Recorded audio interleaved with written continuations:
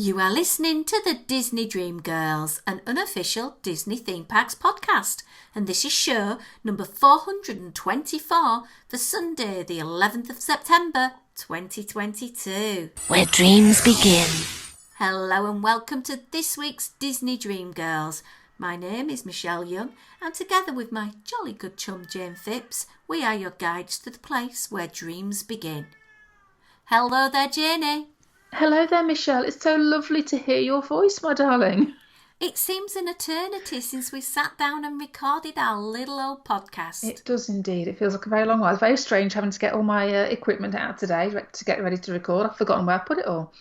I know, and I don't want to go on with the show until we actually mark the fact that we are completely in flux in the UK at the moment because we have very sadly lost our monarch, our Queen Elizabeth II, 96 years of age, 70 years being our Queen, and whether you were a royalist or not, I think she set a very high standard of what a dignified lady she was, particularly through World War II, but also through the recent coronavirus crisis where she lost her husband and she followed the rules.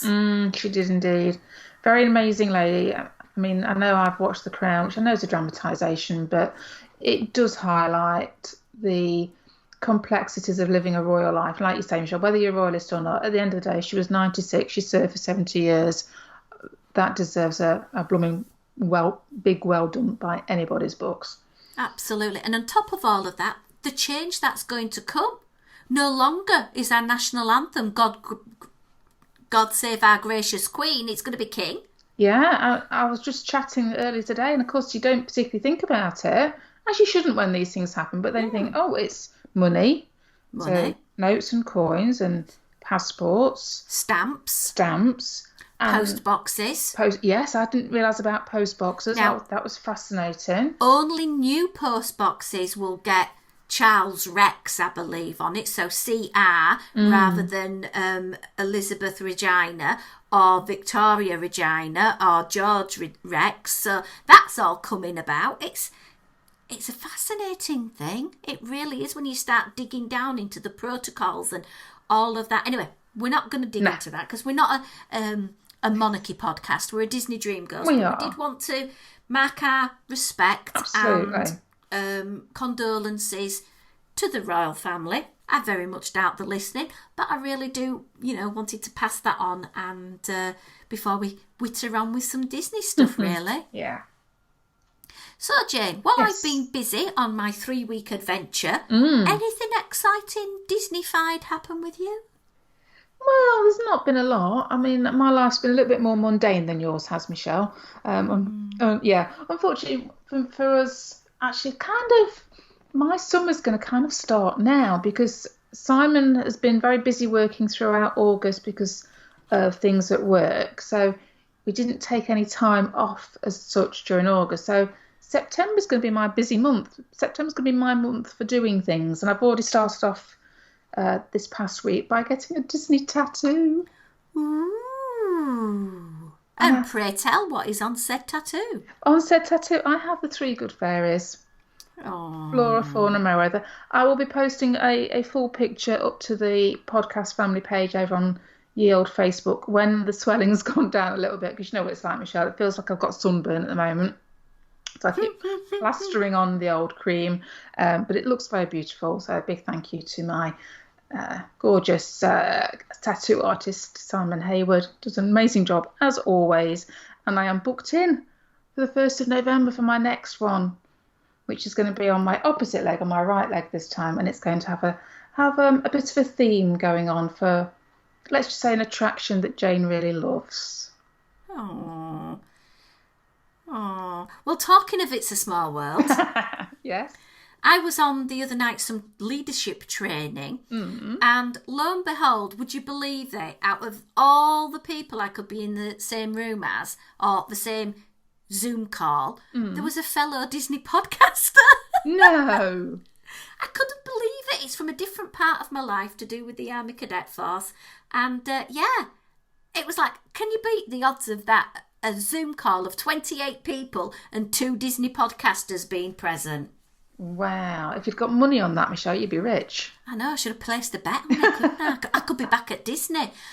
Anyway, anything else, Jane? Have you and Simon started discussing any future trip plans yet? Well, we have actually. Yeah.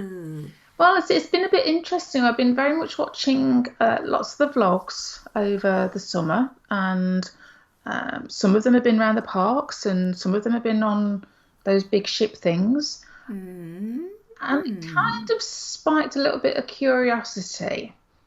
And I just did, it's terrible when you've got 10 minutes and you just do a bit of a googly, and you end up researching things that maybe you shouldn't have done, or maybe you should have done. And it just kind of happens by accident. And I think this was sparked off by one of Simon's work friends had done a cruise around Norway. Oh, beautiful country. Yeah, and obviously I've been chatting to Simon, and Simon was like, oh, actually, cruising was never something that Simon and I thought would be in our remit, something that we were particularly interested in. But Simon came away from this conversation going, well, actually, it sounded quite interesting. And I went onto the Disney Cruise Line, because if you're going to go on a cruise, you want to go on a Disney cruise, don't you? Absolutely, go with them. And I thought, okay then, so next year, what's sailing from Dover and from Southampton? Because we've got sailings next year from Dover and Southampton in the UK.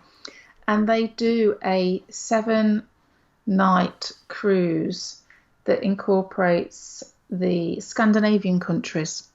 Ooh, so tempting. So yeah, so it goes up to Amsterdam first, and there's a bit of Sweden, a bit of Norway involved.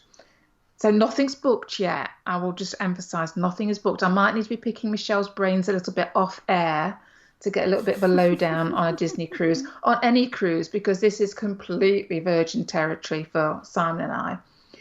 But we did look at it and say, well, for the amount that we would be spending, and recognising at the moment, and I'm sure over the coming weeks, Michelle, this is maybe something that you will be able to go into in greater detail. I'm going to talk about that horrible phrase, but value for money. And going to Disney World is getting more and more and more expensive. And things maybe aren't quite back to where they were, say, 2019. And whether they'll ever get back to that, I honestly don't know. And it just kind of caused us to take a bit of a breath and a bit of a step back and go, maybe this would be a nice alternative until we feel happier about the state of play in an American park. Like I say, I'm sure you might have your own opinions on that going forward. So that's where I'll leave it. So I'm in the research mode at the moment. That's all I shall say. It's fine. I'll talk to you off air about how the Disney Cruise Line can keep you keto. Oh, you might have convinced me now then, Michelle. Or convinced Simon at the very least. Absolutely. Well, that's very exciting, because I will be talking at length in a later on show about the experience on the Disney Cruise Line, the experience in the hotels I've stayed at, the park experience, and going through bits and pieces, and it's all going to eventually flow on out, because we have got a lot of ground to cover. 3 weeks worth, Michelle. Absolutely. So, without a further ado, let's carry on with a little bit of news. And this kind of links into what I saw when I was in the theme parks. Oh, right, okay. Tron. Yes, Tron. Still no opening date. No, but we're right in the middle of D23, aren't we? Are we going to get an opening date? Well, maybe by the time this airs, there might be one.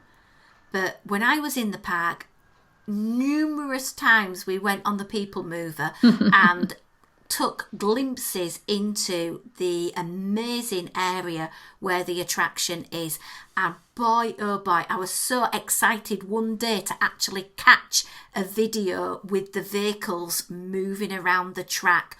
Oh my word, Jane, that attraction looked mighty fine. I must admit, I have been, living vicariously through lots of various different Disney vlogs over the summer, and I too have seen that footage with it all the canopy all being lit up, and those test vehicles going through it. I know they started off, didn't they, with the weighted dummies going in, and then there was a little bit a video with actual people in. And then I think there was some testing where they were sending them out really fast and stuff. So it's all very exciting. And I know there's been progress made on concrete. Obviously, concrete's very important at Disney, isn't it? I saw something the other day talking about concrete going down for walkways and stuff. So it's looking like it's close. It absolutely is. And an interesting thing, when we were there for Mickey's Not So Scary Halloween Party, we timed a ride on the People Mover to fit in with the fireworks. Nice, yeah. I saw something that I can't believe. I got a video of it, but basically the canopy lit up in red at a certain part. Oh. And it looked to me like it was in sync with the music from the fireworks. Oh. So I'm going to be playing that back a few times just to make sure it wasn't me going cray-cray. Well, I know it does change colours, and I know I have seen it in different colours on various different bits and bobs of video. So that would be really interesting if it did actually coincide with the fireworks. I was so excited to see it. And I kept peeking to see if there was any sign of the choo-choo coming back. They were laying the track while I was there, and then they were working on the, as you say, the mound of concrete so that people can be queuing for hours and hours to get onto it. No doubt there will be a virtual queue in place for that. No doubt. Yeah. Very exciting, though. Yeah, so that's at Walt Disney World. What about over at Disneyland? There's been a little bit of an announcement that Jane and I have said, hang on a minute, we announced that first. We suggested this to Disney. We need to start copyrighting our ideas, Michelle. I think we're owed something at this point. Absolutely, because we were talking about the new makeover of Splash Mountain. Yes. Now, I'm going to start from the beginning. I heard rumours that people were saying to me, oh, Splash Mountain no longer has the Zippity-Doo-Dah song played when you go down into the bayou at the end and there's the big boat. That's a false rumour. It is still playing. I've got video of it, and I went on the attraction for the team because I thought, well, do you know what? I don't know when I'm going to get on this attraction. No, We've still not got a closure date. No. So I thought, right, I'm going to get myself on it. So I know everything is as is on Splash Mountain. It was quite interesting that I went on one of the Mickey's Not So Scary Halloween party nights, and it was about 9:30 at night. I got on the back of a ride vehicle. It was a walk-on, and I really enjoyed it. I prefer it during the night time because you get the beautiful lit up views of the castle and everywhere. It was amazing. Amazing. Nice. But over at the Disneyland Resort, they have now formally announced that there is going to be a brand new restaurant offering in New Orleans Square that will fit in with Tiana's Bayou Adventure. Yeah, Tiana's Palace. Very excited. They must serve beignets. Well, they're going to have to, aren't they? And Absolutely. it would be a no-brainer. But I am absolutely 100% positively sure that on a previous, I don't know which episode it will be, Michelle, but I am blooming well sure that you and I said that they need to open a Tiana's Palace. Yeah. And it's coming, and I'm so excited. I was talking with Princess Tiana while I was on the Disney Fantasy, and I was telling her, you need to get on over to the theme parks and get your beignets in the parks. Get your restaurant there. I want to taste your gumbo while sat in a Disneyland or Disney World park.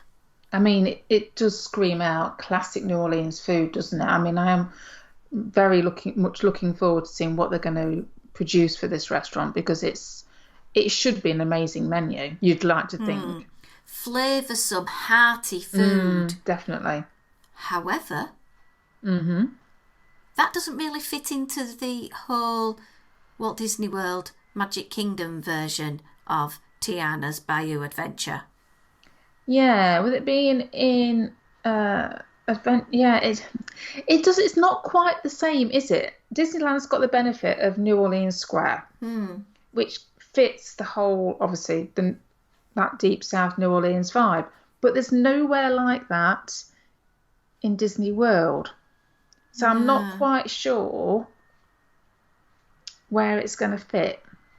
Now, maybe, this is just me hypothesising here, maybe they're going to focus on getting the Disneyland version up and running, get the makeover done, because they've been talking about that a lot more for Disneyland than they have for Walt Disney World. True. And then maybe with Walt Disney World, they have a slightly different makeover. Maybe it's still going to be Tiana's Bayou Adventure. Okay, fine. But it might have a different treatment to it. Maybe. Well, I mean, as this podcast comes out, it will be coming towards the end of D23. So I would like to think, Michelle, that maybe this time next week we actually have a bit more of a clarification on dates and things for some of these attractions that have been, that sort of, oh yes, they're going to be happening in the future, but we don't know when, sort of thing. Let's get a bit more clarity on when these things are going to happen, guys. Absolutely. So that's a little bit of news. And then I now want to sort of share some opinions on something from my holidays, really. Okay. What are we going to talk about? Well, there were 3 big attractions that I needed to go and see. Right. And ride and enjoy. Yeah. Star Wars Rise of the Resistance. Guardians of the Galaxy Cosmic Rewind. And Mickey and Minnie's Runaway Railway. Okay. Those were 3 biggies that I had not enjoyed. There was also the Skyliner I had not enjoyed. I needed to see the new version, Big Blue and Beyond, Nemo show at Animal Kingdom. Of course, yeah. And then there was like evening fireworky stuff as well. Yes. So I thought, well, my main focus is going to be with that. And then I'm going to get some of the friends I managed to spend the time with on the holiday to come on the show, and we'll do like mini trip reports of the things I did with them. Yeah, nice idea. Yeah. So I thought I'd talk, because you're the Star Wars guru, about Star Wars Rise of the Resistance. And it's really interesting as an English teacher, a grammar, I don't know what you'd call it, grammar goddess or so, I don't know. Both of these attractions, Star Wars and the Guardians one, have got colons in the title. I don't know what it is with Disney at the moment. They are punctuation crazy. Only an English teacher would notice that. Yeah, I do. I notice where there's the apostrophes and things like that. Anyway, this attraction is based at Disney's Hollywood Studios. It opened on the 5th of December 2019. I can't believe it's been open for nearly 3 years, and it's taken me that long to get on it.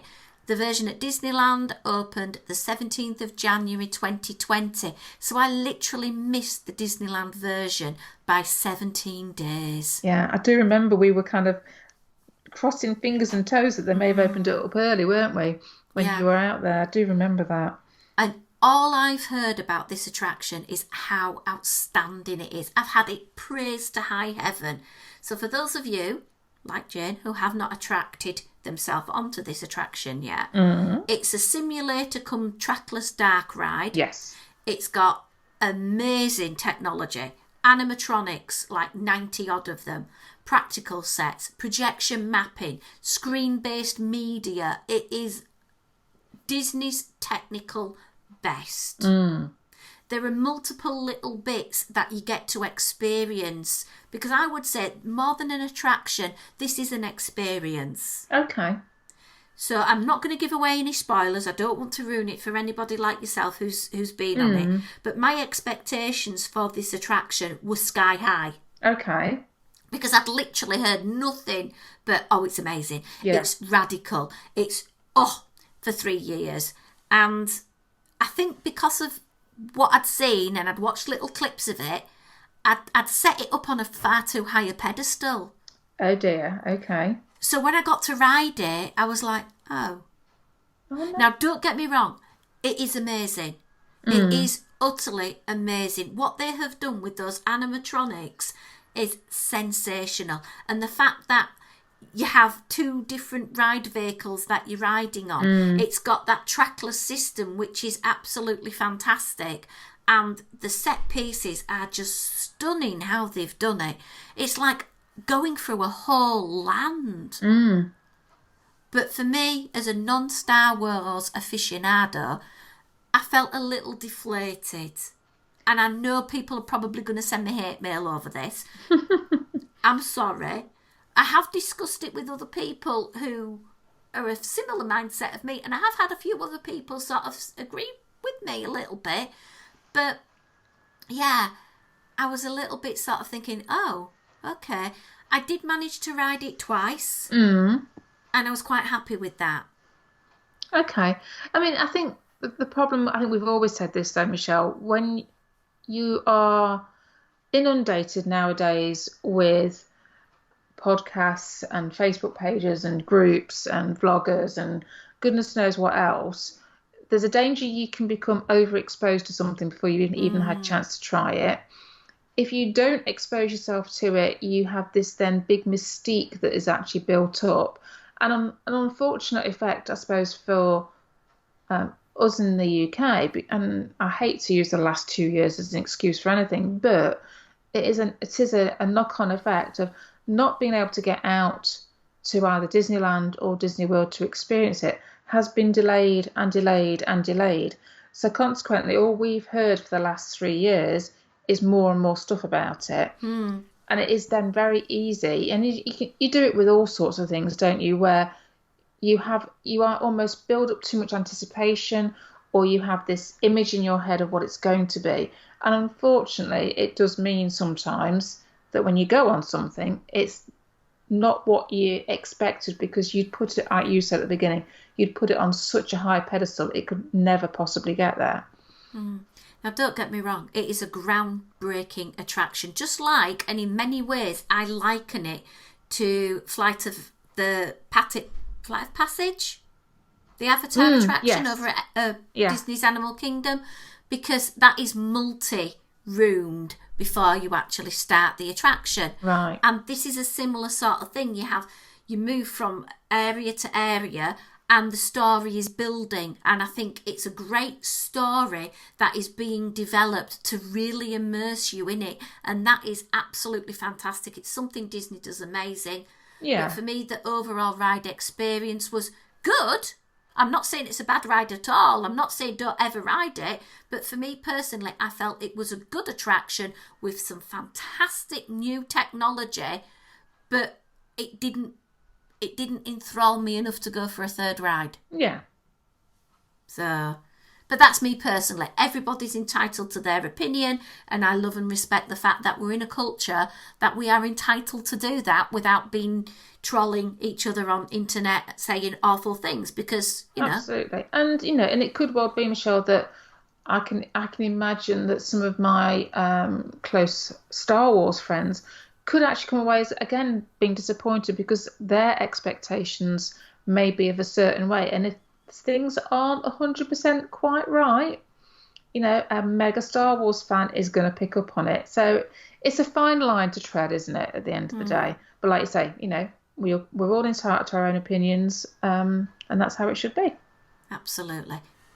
On the other hand, Guardians of the Galaxy Cosmic Rewind. Right. Oh my word. Mm-hmm. I cannot put into words how utterly amazing this attraction is. Utterly amazing. It is sensational. Wow. It is beyond good. Based at Epcot, it opened on the 27th of May 2022, so it's not long open. It's an enclosed roller coaster, and it's the first roller coaster at Epcot. It's currently the only Disney coaster that features a backwards launch, and it's very similar and in line with the Guardians' sense of humour, sense of fun, sense of playing around with things, like over at the Tower of Terror that they reworked over at California Adventure, by choosing music as part of the experience. And there is a variety of songs you can get. There may be a little bit of spoilerage here, guys. I'm not going to go into too much detail, but there is a series of story immersement that you go through in different areas. That's all I'm saying. Okay. Then you go into the sort of loading area, and there's two sides that are being loaded. The vehicle that you sit in is the most comfortable roller coaster seat I have ever been in. Oh. And as you sat in it, you get this lovely waft of fresh plastic It just smells new. It smells clean. It smells fantastic.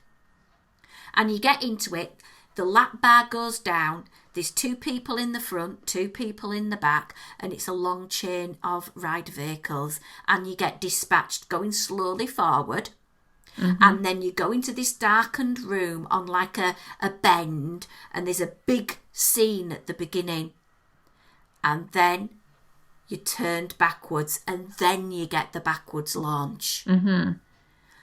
The song then will start that you could have. And there's no way to know what songs you're going to get. No, random. September by Earth, Wind and Fire. Disco Inferno by The Tramps. Everybody Wants to Rule the World by Tears for Fears. One Way or Another by Blondie. I Ran, So Far Away by A Flock of Seagulls. And Conga by Gloria Estefan. Really good choices of music. I prefer some more than others. I think I really enjoyed One Way or Another by Blondie. I thought that was fantastic. Disco Inferno, absolutely, and Conga by Gloria Estefan were my 3 favourites. Okay. I really enjoyed. I just felt the mood was right with them. And the attraction to me, I love Crush's Coaster. Yes. And it's like they've got Crush's Coaster and thought, right, what are the best bits on this attraction? Right. How can we make this attraction longer, better, more amazing, more fantastic and better for the guests? Well, they did it with the ride experience with the seat.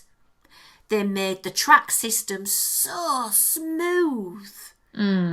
Really is. Where you're on Crush's Coaster, it's a bit jarry, and you literally have more spin because of the gravity. The spin action on this attraction is because they want to turn you to see some of the projection that they want you to see. Yes. So it's pretty much the same sort of action every time you go around.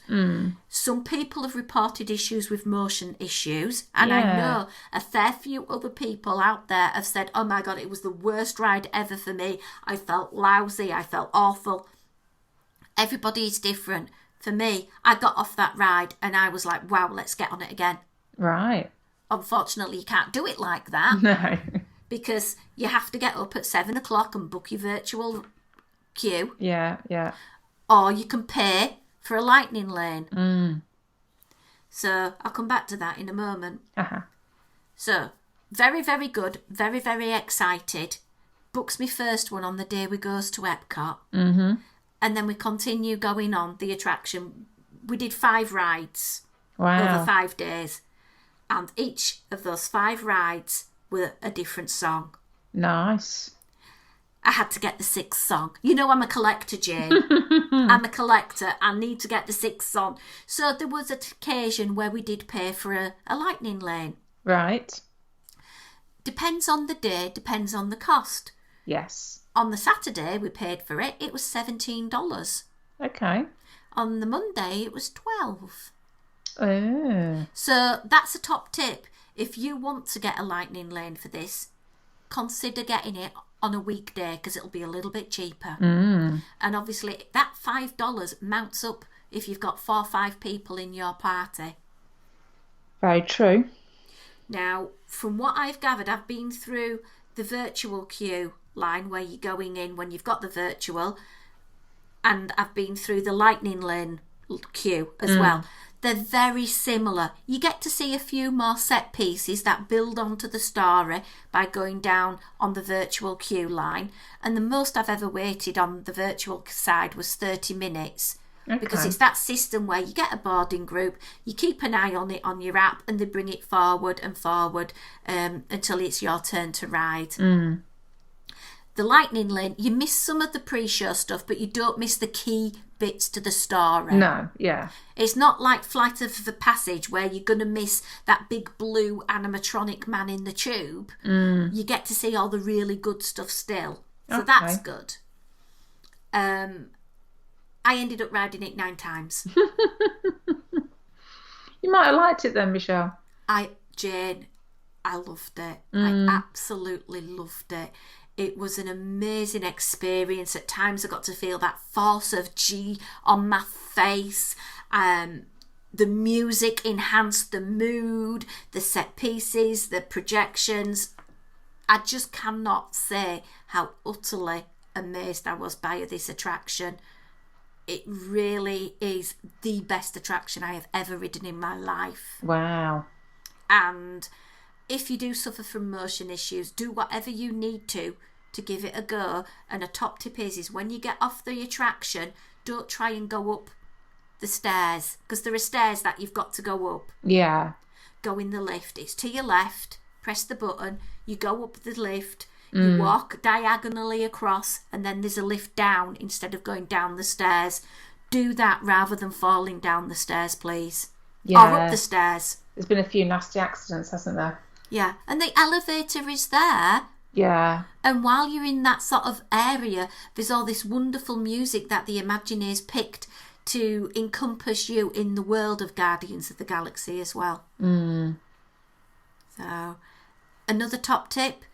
When you're walking through the queue line, there's a little QR code on the wall. Make sure you zap your phone on that to ensure that you have got Bluetooth enabled for your photo, because without it, you don't get the right photo.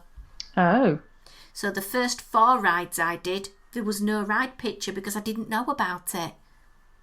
Okay, that's a good one to know about. So I made sure in my settings I allowed Disney Experience access to my Bluetooth. Right. So that I could get the picture. So absolutely blew me away, Jane. As I say, I just can't go on enough about it. And this is going to be a problem because by me saying how amazing it is, someone else might go on it and think, oh, okay, is that it? I very much doubt it. But like we've just said, Michelle, as with regards to the Star Wars Rise of Resistance, we are all going to have our own opinions on this. You know, I must admit I am tentative about going on Guardians of the Galaxy because I've done Crusher's Coaster, and you know how big a deal that was for me to do Crusher's Coaster. And the thought of getting motion sickness is a little bit of an off-put for me. I am going to go on it whenever I get out there, don't get me wrong. But it can mean that I'm a little bit, you know, hesitant about these things. But that's fine because we're all different and we all approach these things differently. And we're all going to like things to a different extent, aren't we? And that's how it should be. I will say Caroline does suffer with motion problems and she was able to ride it. She enjoyed it. Again, we went via the elevator so that she didn't have to have troubles with the stairs, but she really enjoyed it. She didn't suffer with any motion problems at all. And every person I saw getting off on the times I was riding it was like, oh my word, what an amazing roller coaster, what a fantastic experience. Cool. So yeah, absolutely loved it. And looking at the time, I think we'll put a pin in that and we'll go on to talk about some of the other things that I experienced for the first time on a later show. Okay. If you want to hear more from us, why not pop on over to our Patreon page, patreon.com/Disney Dream Girls, where we'll give some exclusive content just for you in return for your financial support. It really does help us keep the podcast running. Please check out our blog where we're going to put bits and pieces together with this show notes. It's disneydreamgirls.com. We have our Disney Dream Girls podcast family over on Facebook. You can get involved with the communication over there. And as always, if you've got a question for us, info@disneydreamgirls.com, and you'll find more of our Disney stuff at DisDreamGirls on Twitter and Instagram. But until next time, it's TTFN from me. Bye, guys.